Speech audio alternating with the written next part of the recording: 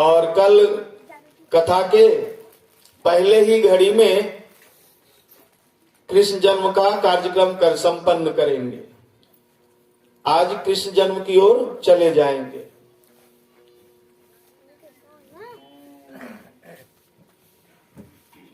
ओम या कुंदेन्दु तुषारहार धवला या शुभ्र वस्त्रावृता या बीना वरदंड मंडित करा या श्वेत पद्मासना या ब्रह्माच्युत शंकरा प्रभृति देवा सदा वंदिता श्यामानुपातु सरस्वती भगवती निषेजाड्यापहा।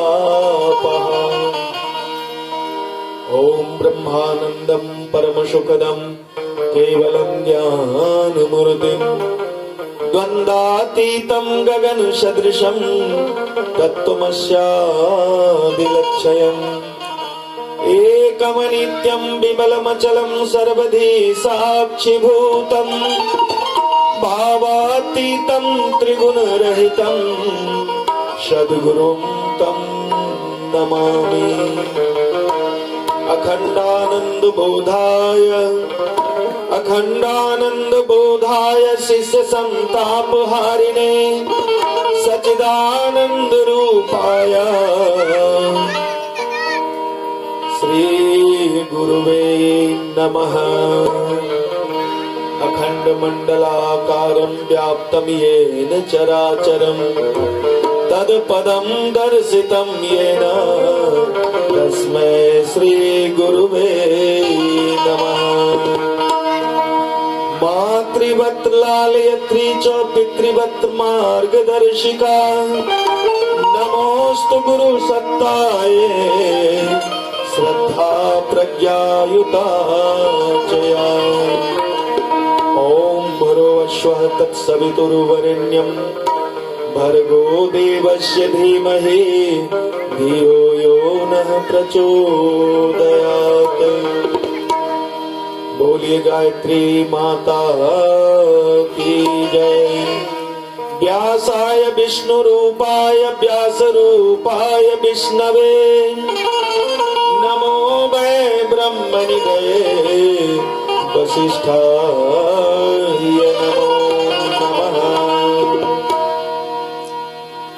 श्री राम जय राम जय जय राम। श्री राम जय राम जय जय राम। सब मिलके गाइए। थोड़ा देर भजन तो कर लीजिए। कल मैंने भजन के बारे में आपको कहा था। श्री राम जय राम। तो भगवान विष्णु ने वामन रूप धारण कर करके बाली का सर्वस्व धन संपदा ऐश्वर्य राजकाज सब हर लिया ले लिया और उन्होंने कहा कि तुम अब पाताल लोक जा करके तुम अपना राज्य करो, क्योंकि पृथ्वी पर जो है मनुष्यों का राज्य रहेगा, पाताल लोक में राक्षसों का राज्य है।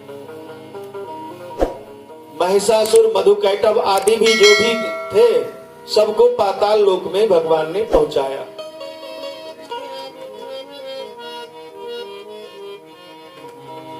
तो जो है भगवान ने कहा कि पाताल लोक में मैं तुम्हारा दरबारी बन के रहूंगा, द्वारपाल बन के भगवान नारायण कहते हैं। राजा बलि ने कहा कि प्रभु आपने तो सब मेरा कुछ ले ही लिया, तो पाताल लोक में मैं कैसे रहूंगा, मेरी रक्षण कैसा होगा, कैसे होगा। तो भगवान ने कहा कि तुम क्यों व्यर्थ में चिंता करते हो, जब मैंने तुम्हारा ले ही लिया, सब कुछ ले लिया, तो अब तो मैं तुम्हारा ही हो गया हूँ। तुम्हारा देखभाल रक्षण करना सब कुछ मेरा काम हो गया है, क्योंकि तुमने सब कुछ अर्पण कर दिया और अंत में तुमने अपने आप को भी अर्पण कर दिया तीसरे पांव रखने के लिए। फिर राजा बलि के साथ जो है भगवान पाताल लोक में गए और पाताल लोक में जो है उनके द्वारपाल बनकर के भगवान नारायण रहने लगे। तो इस प्रकार जो है कुछ बरस बीत गए। अब भगवती लक्ष्मी को भगवान की याद सताने लगी कि भगवान कहाँ है, और अभी तक जो है राजा बलि को के यज्ञ में उन्होंने भिक्षा मांगने के लिए गया था, तो अभी तक लौटा क्यों नहीं, क्या कारण है। तो भगवती लक्ष्मी ने जो है नारद जी को स्मरण किया। नारद जी को जब स्मरण किया तो नारद जी जो है साक्षात प्रकट हुए। श्रीमन नारायण नारायण नारायण करते करते तो नारद जी ने कहा कि भगवती आपने हमें क्यों याद किया है, क्या कारण है, हमें स्पष्ट करो। वैसे तो मन वचन क्रम और सब कुछ बातें आप जानने में समर्थ हो, फिर भी आपने नारद को याद किया, जरूर कुछ बात होगी, आप हमें कहिए। तब भगवती लक्ष्मी कहती हैं कि हे नारद, बहुत दिनों पहले जो है भगवान जो है राजा बलि के यज्ञ में भिक्षा मांगने गए थे, क्योंकि राजा बलि बहुत जो है संपूर्ण पृथ्वी का साम्राज्य अपने अधीन कर लिया था और सभी राक्षसों का जो है वो नेतृत्व करता था।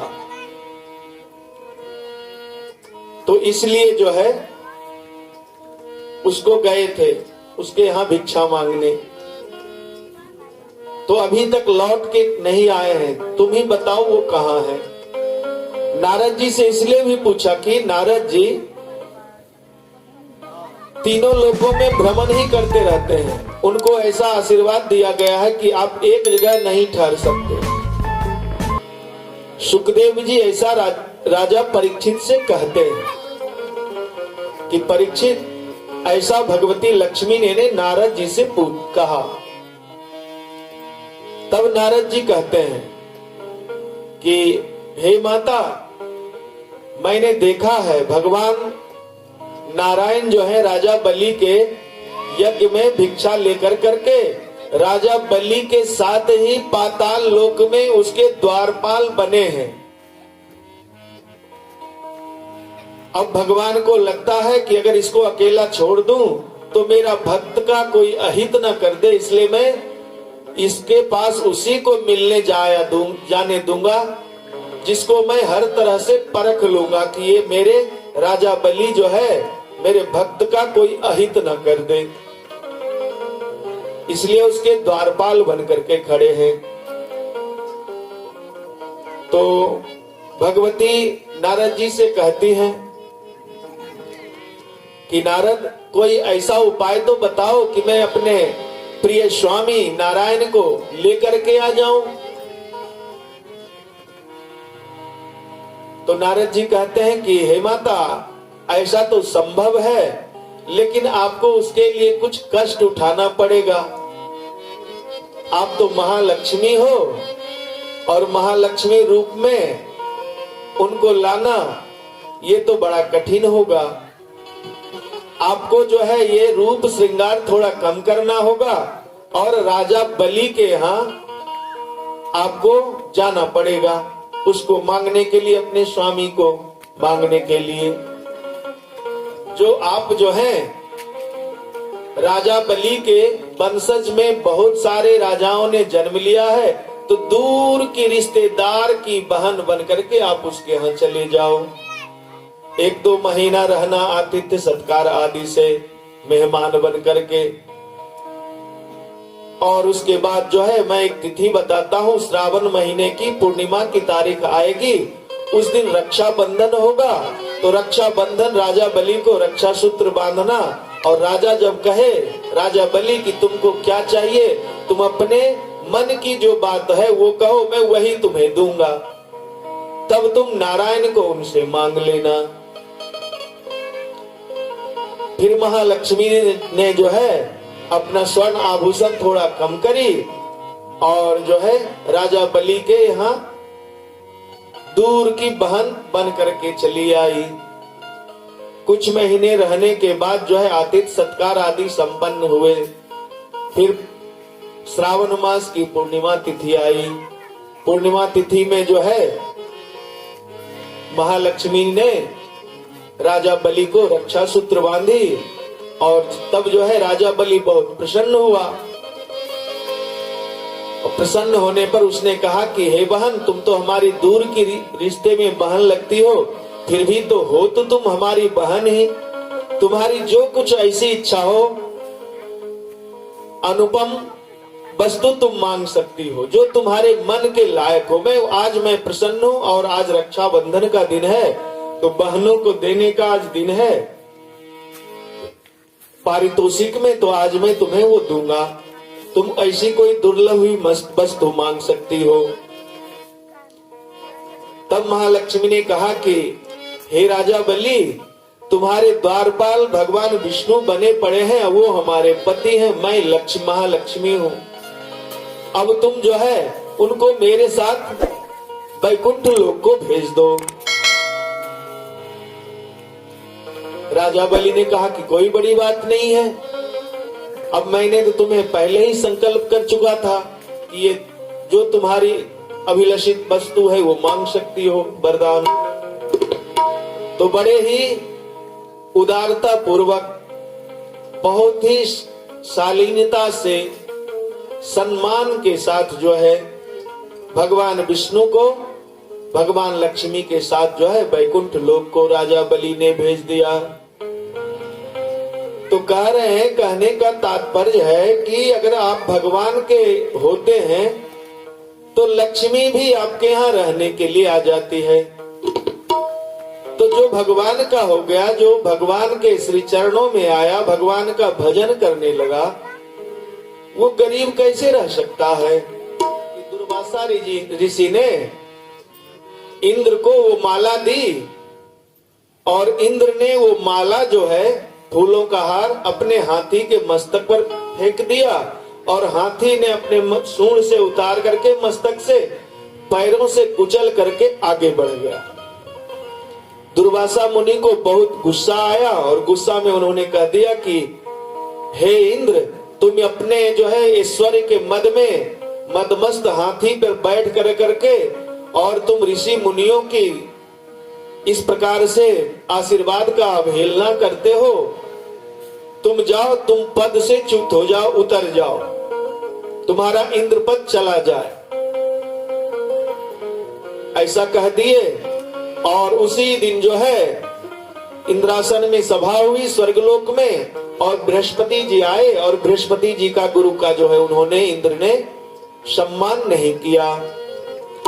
बृहस्पति जी भी अपने जो है वहां से छोड़ करके स्वर्गलोक को छोड़ करके अंतर ध्यान हो गए। और ये बातें जो है राक्षसों के समूह में जानकारी फैल गई। हर जगह गुप्तचर रहते हैं कि कब दुश्मन कमजोर है तब हमला करो, तब जीत अपनी हो जाएगी। अब जो है राक्षसों ने जो है हमला कर दिया स्वर्गलोक पर, इंद्रलोक पर, और भारी घोर घमासान युद्ध हुआ। बहुत भारी युद्ध हुए, हजारों हजार राक्षस मारे गए और देवताओं की सेना भी मारी गई। अंततः जो है राक्षसों ने इंद्र लोक पर विजय पा लिया और राक्षसों का राज्य इंद्र लोक में हो गया। अब सभी राजा जो है इधर उधर छुपछाप करने लगे। अब राजा ही जब हो गया, पद से उतर गया, तो उसके मंत्री का हाल क्या होगा। बादल ने मेघ बरसाना बंद कर दिया, हवा ने जो है हवा ने आंधी तूफान शुरू कर दिया, किसी के नियंत्रण में है ही नहीं। और जब सही समय पे वर्षा न हो पृथ्वी पे तो अन्न उगना भी तो मुश्किल है। तो इस प्रकार जो है पृथ्वी पर हाहाकार मच गया। क्या कहते हैं उसको, अकाल पड़ जाना। कहते हैं कि भारतवर्ष में भी 1973 की 75 में अकाल पड़ी थी। जो पुराने लोग हैं उनको याद होगा। उस समय अमेरिका से लाल गेहूं आता था और ऋषि मुनि ने तपस्या करना प्रारंभ किया। तपस्या से, योग बल से सब भगवान शंकर के पास गए। भगवान शंकर के पास गए सभी देवता। भगवान शंकर ने कहा कि देखो, मैं तो सब कुछ नहीं कर सकता हूं, तुम भगवान ब्रह्मा के पास जाओ। सब फिर देवता जो है, इंद्र आदि देवता जो है, ब्रह्मा के पास गए। ब्रह्मा जी ने कहा कि ठीक है, तुम तो भगवान शंकर से मिलके आए ही हो, अब तुम ब्रह्मा से भी मिल लिए, अब तुम जो है मेरे आदेश से तुम विष्णु भगवान के पास जाओ, वो जैसा कहेंगे हम लोग वैसा करेंगे। सब देवता भगवान विष्णु के पास गए। भगवान विष्णु ने कहा कि देखो, तुम देवता लोग राक्षसों से बार बार पराजित होते जाते हो, तो मैं एक ऐसा उपाय कहता हूं कि वो उपाय कर लो तो तुम लोगों को, देवताओं को मैं अमर कर दूंगा, और जब मैं अमर कर दूंगा तो तब तुम हारोगे ही नहीं, और तुम जो है स्वर्ग का राज तुम्हारा बना रहेगा सदा के लिए। तो देवताओं ने कहा कि तो हमें क्या करना चाहिए? तब बोले कि तुम जो है राक्षसों से मैत्री कर लो। तो देवता बोले वो तो मेरा शत्रु है, वो मैत्री क्यों करेगा? तो उनको कहना कि समुद्र मंथन करेंगे, और समुद्र मंथन से जो अमृत मिलेगा वो दोनों मिल बांट करके खा लेंगे, पी लेंगे, और दोनों अमर हो जाएंगे। तो देवता बोले वो ना माने तो बोले वो ना माने तो ऐसी कोई बात नहीं, अभी जो है राक्षसों का नेतृत्व राजा बलि करता है, तुम उसके पास जाना,